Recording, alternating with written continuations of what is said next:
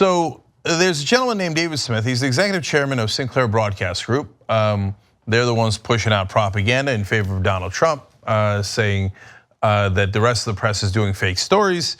It turns out that he had an email exchange with New York Magazine back in November. And he's apparently not a very big fan of the rest of the media, especially print media. That might partly explain why they made them read the script, all their anchors read the script about how the rest of the media does fake stories. So let's take a look at that exchange. David Smith said this: appreciate the interest when New York Magazine asked them for an interview. Appreciate the interest in your wanting to do a story, but we don't talk to the print media as a general principle, as we find them to be so devoid of reality and serving no real purpose. Have a great holiday. Now that is so hilariously topsy-turvy. Now I criticize the mainstream media all the time. I think they do have a bias. And I think it's totally legitimate to talk about their bias, whether you think it's a liberal bias, a conservative bias, or as I do, an establishment bias, a status quo bias, one that wants to maintain the current order because they're enormous winners in the current order, and they're run by multi-billion-dollar organizations. Okay, so those are all legitimate conversations to have, and then you look to see if those biases appear, whether it's on television or in print. And we've done dozens of stories about that. There's the famous Washington Post of, I believe it was 16 negative headlines about Bernie Sanders within 24 hours. It is the story selection sometimes that shows you the bias. But to say that print serves no purpose and that local news, conveniently owned by Sinclair across the country, is where you're gonna get real facts is hilarious and preposterous. My job is to follow the news and report on it for you guys. And look, we do video. Young Turks does about 99% video. We finally got some great print reporting at TYT Investigates, which you should check out at tytnetwork.com. So I'm not biased in this case. I want to push for video, etc. But let me tell you something. Local news, unfortunately, and this is not just about Sinclair, and I know that a lot of people are going to be angry at me because they work in the news industry, but it's generally garbage.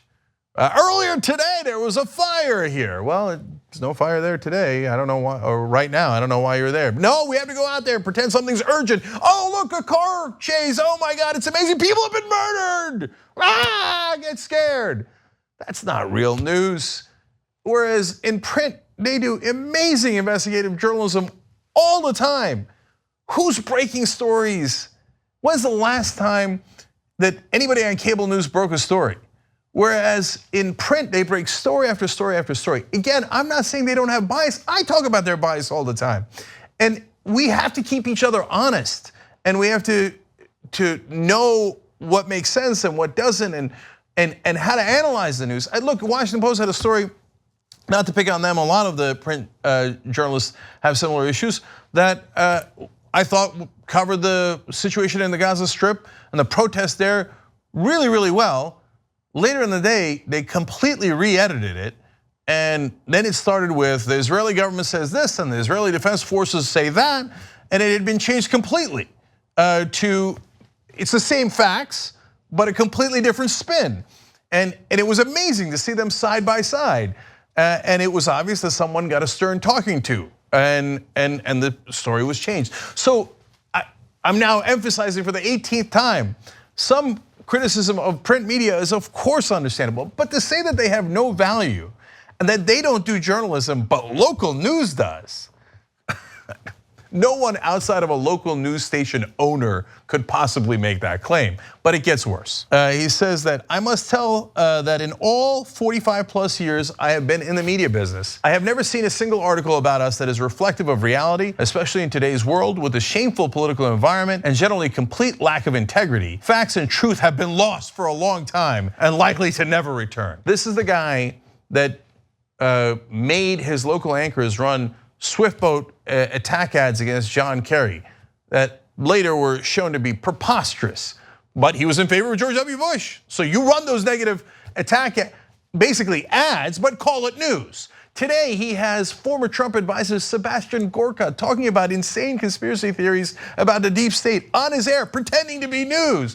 He has Boris Epshteyn, another former Trump advisor, doing story after story and attacking DACA and all these different things, pretending to be news. And then this guy has the temerity to say print journalists bring no value and completely lack integrity. Preposterous.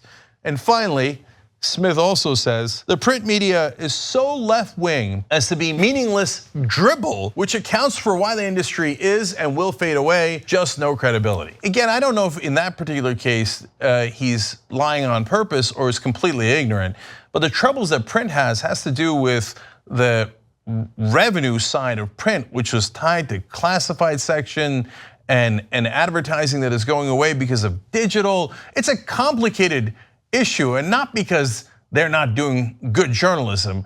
To say that is purposely misleading, to say the least, but he owns Sinclair. Are we surprised that he's purposely misleading? But one more thing, did you notice what he said there?